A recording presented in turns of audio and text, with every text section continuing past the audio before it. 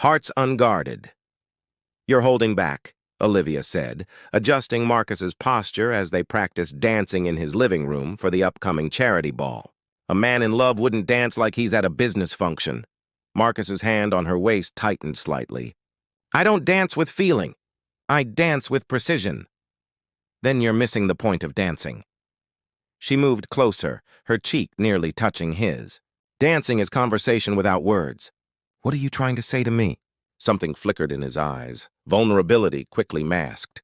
His movements softened, the stiffness melting as he guided her in a more fluid waltz, their bodies moving in synchrony. When the music ended, neither stepped away immediately. "Better," Olivia whispered, suddenly aware of his heartbeat against her palm. The charity ball was a glittering affair where Marcus introduced Olivia as his fiancée to Seattle's elite. She charmed his business associates with genuine warmth while he watched with an expression she couldn't quite decipher. "You're a natural at this," he murmured as they shared champagne. "On a balcony escape. At pretending? At connecting." His fingers brushed a strand of hair from her face. "People trust you instinctively." "It's a gift." The moment was interrupted by a familiar voice. "Marcus, is that really you showing public affection?" They turned to find a woman who shared Marcus's striking blue eyes, his estranged sister, Lydia. "I didn't know you'd be here," Marcus said, tension evident. Olivia squeezed his hand. "I'm Olivia Chen, Marcus's fiancée." "Fiancée?" Lydia's eyebrows rose. "That's unexpected."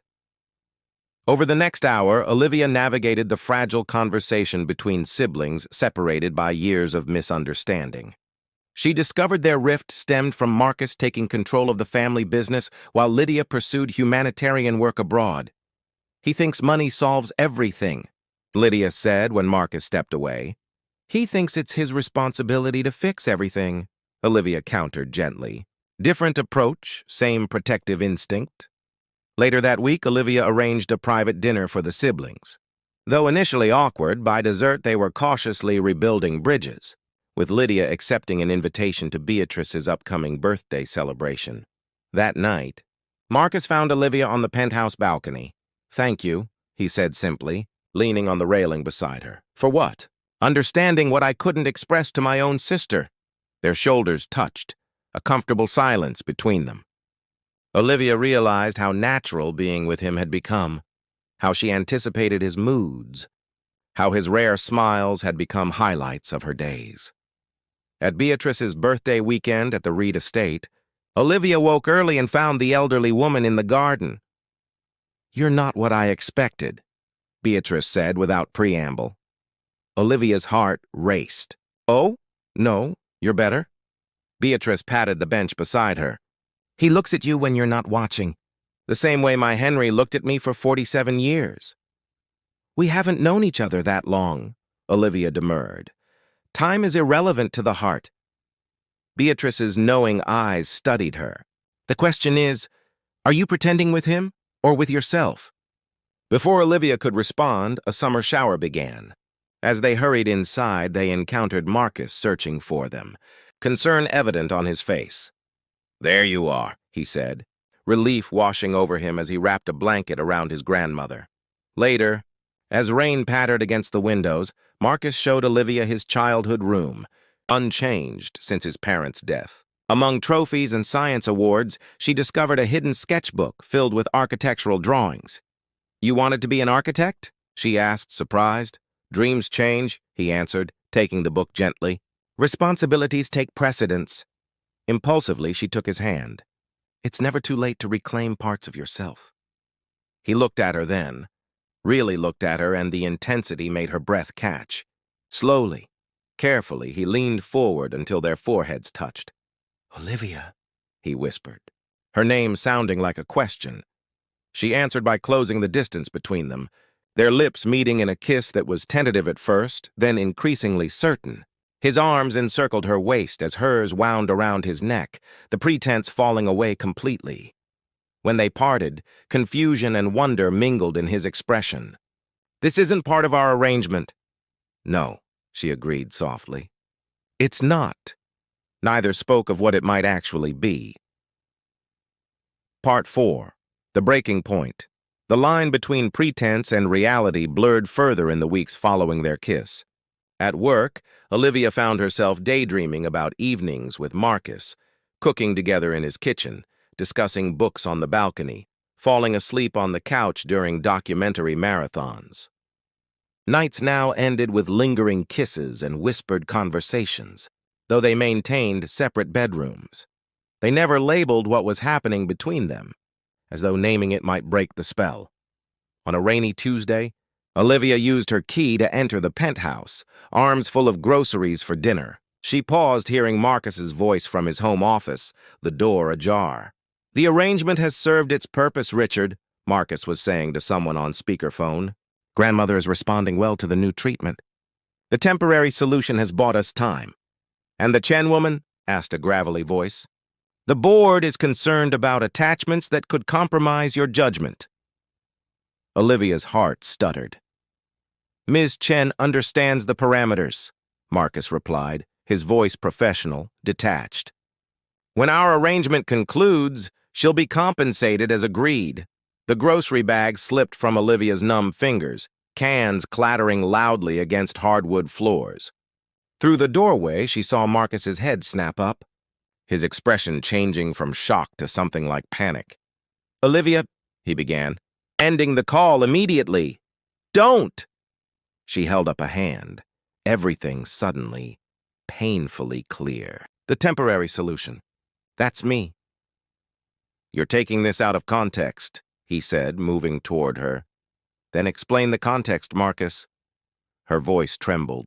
"Explain how this is still just business when you hold me at night like you can't bear to let go."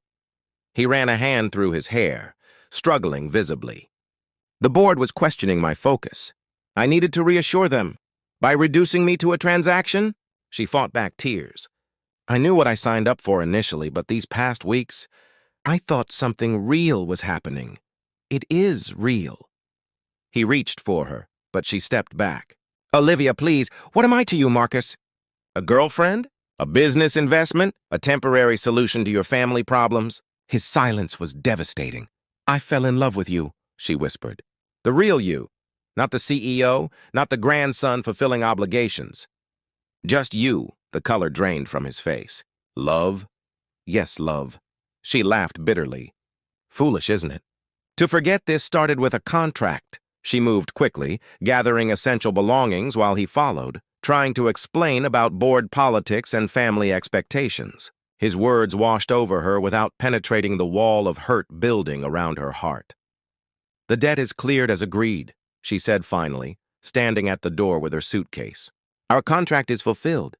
You're free." "This isn't about the contract anymore," Marcus argued, desperation edging into his voice. "We can talk about this rationally." "That's your problem, Marcus. Everything is rational to you, even love." She removed his key from her ring, placing it on the entry table. "Goodbye." The next week passed in a fog. Olivia moved into her friend Zoe's spare room, took personal days from work, and ignored the 17 missed calls from Marcus. Her phone buzzed constantly with text messages she couldn't bear to read. Zoe handed her ice cream and wisdom in equal measure. "You need to talk to him eventually." "Why?" "So he can explain how I was a convenient solution to his problems? So you can get closure either way," Zoe reasoned. On her first day back at work, Olivia buried herself in planning an upcoming tech conference. As she reviewed venue options, Miranda appeared at her desk. "There's someone insisting on seeing you in the lobby." Expecting Marcus, Olivia was surprised to find Beatrice instead, looking frailer but more determined than ever. "My grandson," Beatrice said without preamble, "is an idiot." Despite everything, Olivia laughed. "That might be the one thing we agree on right now. He comes by it honestly. His grandfather proposed to me 3 times before getting it right." The elderly woman's eyes softened. "Marcus believes love makes him vulnerable. His parents' death taught him that loving means losing." "I understand his trauma," Olivia said gently, "but I can't heal it for him." "No," Beatrice agreed. "But you made him want to heal himself. That's why he's terrified." As Beatrice left, she pressed a folded note into Olivia's hand. "He doesn't know I'm here. But you should know the truth before deciding." Alone in the stairwell, Olivia unfolded the paper, a screenshot of an email from Marcus to his board, dated the day before their fight. I intend to step back from daily operations temporarily to focus on personal matters. What began as a practical arrangement has become the most important relationship of my life. I hope for your understanding as I pursue something more valuable than quarterly projections. Olivia pressed the paper to her heart, confusion and hope warring within her. The desperate agreement. The champagne flute trembled slightly in Olivia Chen's hand as she scanned the glittering ballroom. As an event planner for elite affairs, she should have been proud. The pharmaceutical industry gala she'd organized was flawless. Instead, her phone vibrated with another student loan payment reminder, the 5th this week. "Smile, Olivia. Clients don't pay for gloom," her boss Miranda whispered, gliding past in designer heels that cost more than Olivia's monthly rent. Olivia forced a practiced smile. At 27, she had mastered the art of appearing composed while internally calculating how to stretch her paycheck another impossible week. Her talent for transforming spaces into magical experiences hadn't translated into financial stability, not with her mother's medical bills and her own crushing student debt. From across the room, she noticed him. Marcus Reed, 34-year-old CEO of Helix Pharmaceuticals. Unlike most executives who networked aggressively, he stood alone, observing the crowd with calculated detachment. His tailored suit couldn't hide the tension in his shoulders, a detail Olivia noticed because she recognized that same stress in herself. "Ms. Chen," his voice startled her as she was adjusting a floral arrangement near the bar. This event exceeds expectations. Olivia turned, meeting eyes so intensely blue they seemed almost unreal against his olive skin. "Thank you, Mr. Reed, though I can't take credit for the research breakthrough you're celebrating. But you created the perfect backdrop for it." He studied her with unexpected interest. "You have a remarkable talent for making artificial situations feel authentic." Something in his tone made her pause. "Is that a compliment or an observation?" A hint of a smile touched his lips. "Perhaps both. Would you join me for a moment? Somewhere quieter?" Against her better judgment, Olivia followed him to a secluded terrace. The spring air carried the scent of jasmine as Marcus leaned against the stone balustrade, suddenly looking less like a pharmaceutical giant and more like an exhausted man. "My grandmother is dying," he said without preamble. "She raised me after my parents died. Her last wish is to see me settled before she goes." Olivia's professional mask softened. "I'm sorry to hear that.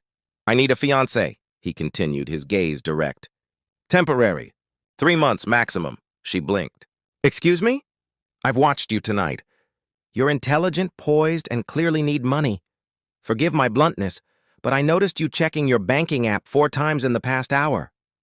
Heat rushed to Olivia's cheeks. "That's inappropriately observant. I'm offering you a business arrangement. Pretend to be my fiancé for family gatherings. In return, I'll clear your student debt." The world seemed to tilt. "How do you know about my debt?"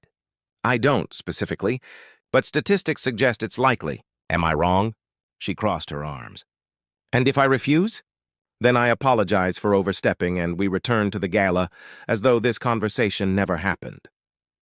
Olivia should have walked away. Instead, she asked, "Why me?"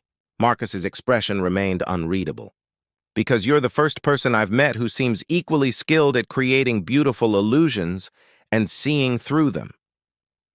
3 days later, Olivia sat across from Marcus in his minimalist downtown office, staring at a contract that would eliminate her $87,000 in student loans. "All I need to do is pretend to be madly in love with you?" she asked skeptically. Marcus nodded, his expression serious. "Convincingly enough to satisfy a woman who's spent 82 years studying human behavior. My grandmother Beatrice misses nothing." Olivia took a deep breath. 3 months of pretend affection for financial freedom. It seemed too good to be true, which meant it probably was. "What's the catch, Mr. Reed?" "Marcus," he corrected. "And the catch is that for the next 3 months, your life becomes entwined with mine.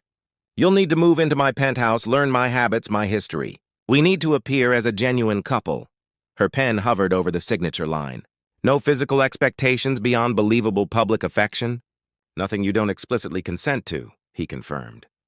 This is strictly business. With a sense of leaping into the unknown, Olivia signed her name. Then we have a deal. Fiancé.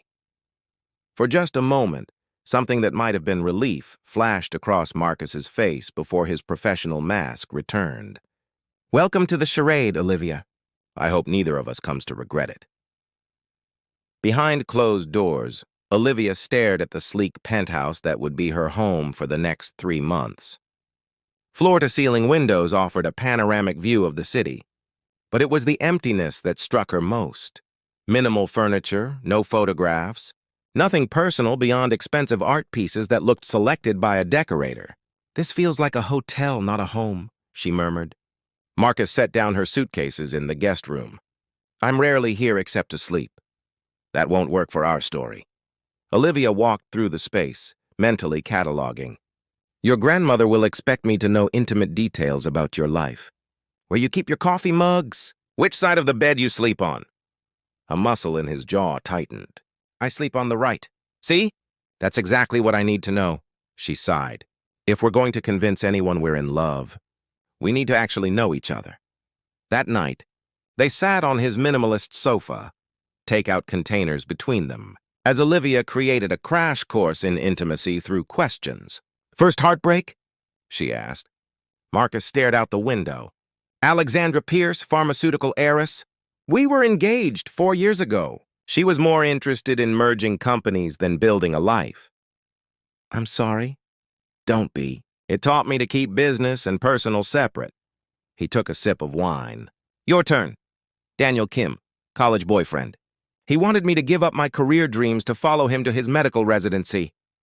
Her smile was wistful. I chose my dreams. As days turned into weeks, they established a rhythm. Mornings featured Olivia discovering Marcus was not human before coffee, while evenings revealed he worked until exhaustion unless interrupted. She began leaving sticky notes on his laptop. Eat something, or it's midnight, CEO robots need charging too. Gradually, the penthouse transformed. Olivia added throw pillows, plants, and framed photos of them at carefully staged dates they'd taken for their cover story. One night she found Marcus staring at a photo of them laughing at a park. This isn't real, he said quietly. The emotion in that picture is, she countered. You actually laughed when that squirrel stole your sandwich. His fingers brushed against hers as he took the frame. I haven't laughed like that in years. The first real test came when Beatrice Reed requested Sunday dinner. In Marcus's sleek Audi, Olivia fidgeted with her modest emerald dress. Stop worrying, he said. You're more prepared for this than board presentations I've spent months on. The Reed family estate sprawled across manicured acres, a testament to old money and older traditions.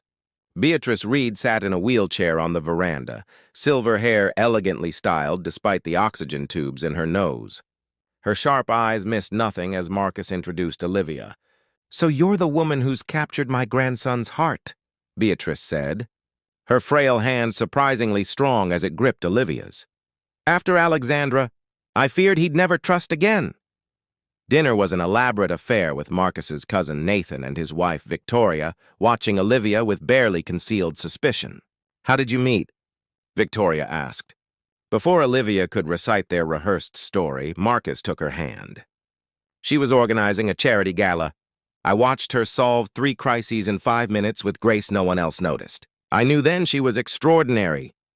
The warmth in his voice startled Olivia. This wasn't their script. Later that night, as they prepared for bed in separate rooms, Olivia paused at his doorway. You went off script tonight. Marcus loosened his tie. Sometimes the truth makes for a better story. Which part was true? His eyes met hers. I did watch you solve crises that night at the gala. It was impressive. Something shifted between them.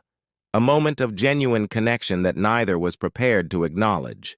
Good night, Marcus, she whispered. Good night, Olivia.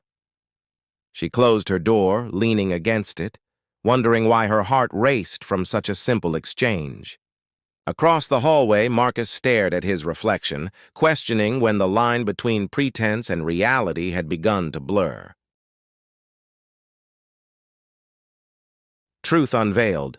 The tech conference venue glowed with blue lighting as Olivia directed staff through final preparations. After 2 weeks without contact, Marcus's absence had become a physical ache she carried beneath her professional smile.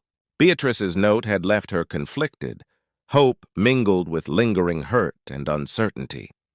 "Everything's perfect," Miranda said, inspecting the stage. "Though I'm surprised you didn't use that Reed connection to get his company involved. Their new medical tech would fit the theme." "That connection was temporary," Olivia replied, the words bitter on her tongue. The conference opened to industry professionals the following morning. Olivia moved efficiently between responsibilities, so focused on work that she almost missed the familiar figure entering the main hall, Marcus, dressed not in his usual tailored suit but casual attire, looking somehow both determined and vulnerable. Their eyes met across the crowded space. Olivia's heart hammered against her ribs as she deliberately turned away, retreating backstage where he couldn't follow without a pass. Cowardly, perhaps, but she needed to maintain composure through this professional event. Her phone buzzed with a text, "I'll wait. As long as it takes." The conference proceeded perfectly, attendees networking while exploring cutting-edge technology. During the afternoon break, Olivia finally stepped outside for air, knowing she couldn't avoid him forever. He stood by a fountain in the courtyard, looking uncharacteristically nervous. "Congratulations on the event," he said as she approached. "It's brilliantly executed." "Thank you." She kept her voice neutral. "How's your grandmother?" "Responding well to treatment. Asking about you constantly." He hesitated. "Olivia, I need to explain." "I got your grandmother's note," she admitted. Surprise flickered across his face. "Beatrice visited you? She thought I should know you were planning to step back from your company." "For me." Marcus ran a hand through his hair, a gesture she'd come to recognize as rare uncertainty. "Not just for you, for us. For the person I am when I'm with you." A nearby group of attendees caught sight of them, whispering excitedly about the reclusive CEO's presence. Marcus noticed their audience and made a decision. "Not here," he said. "Please just give me 15 minutes somewhere private." She led him to an empty conference room, professional habit making her check that the space was tidy before closing the door. "You once told me I was missing the point of dancing," Marcus began. "You were right. I've been missing the point of everything." "Marcus, please let me finish." He took a deep breath. "All my life, I've approached relationships like business mergers, analyzing risks, calculating returns. When I asked you to pretend, it was the safe option. Emotions contained in a contract with a clear end date."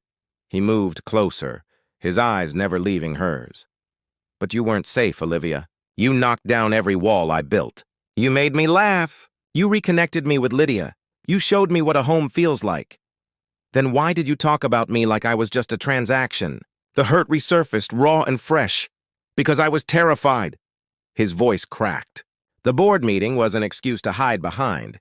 Corporate language rather than admit I was falling in love with the woman who was only supposed to be. Pretend.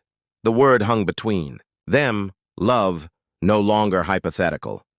"How can I believe this is real?" she whispered. "How do I know this isn't another performance?" Without hesitation, Marcus pulled out his phone and dialed. On speakerphone, a receptionist answered, "Helix Pharmaceuticals. How may I direct your call?" "This is Marcus Reed. Please connect me to the all-board emergency line." Moments later, several voices greeted him. "Gentlemen, ladies," Marcus said clearly, "I'm calling to inform you that I'm in love with Olivia Chen. This is not a business arrangement or strategic alliance. This is me, choosing a life that includes both professional fulfillment and personal happiness. If that compromises my position as CEO in your eyes, I accept your judgment." Stunned silence followed, then scattered chuckles and one slow clap. "It's about damn time," said a female board member. "We've been waiting for you to figure it out since you started smiling in meetings." After ending the call, Marcus looked at Olivia, vulnerability naked in his expression. "No more pretending. No more contracts. Just us figuring out what's real together. If you'll have me—" Tears spilled down Olivia's cheeks as she closed the distance between them. "You ridiculous man," she whispered against his lips. "I've been waiting for you to catch up." Their kiss was a promise, No longer a performance for others, but a truth they were finally ready to acknowledge. 6 months later, they stood together on the balcony of what was now their shared penthouse, watching the sunset paint the city gold. On the coffee table inside lay blueprints for a community center Marcus was designing, his first architectural project since college. Olivia's event planning business was thriving, with Helix Pharmaceuticals' charitable foundation as her first major client. Beside her, Marcus held her close, his grandmother's ring now on Olivia's finger, not because of any arrangement, but because they had both chosen this love, eyes wide open. "No regrets?" he asked, kissing her temple. She smiled, thinking of the desperate agreement that had led them here. "Only that we wasted time pretending this wasn't exactly where we were meant to be."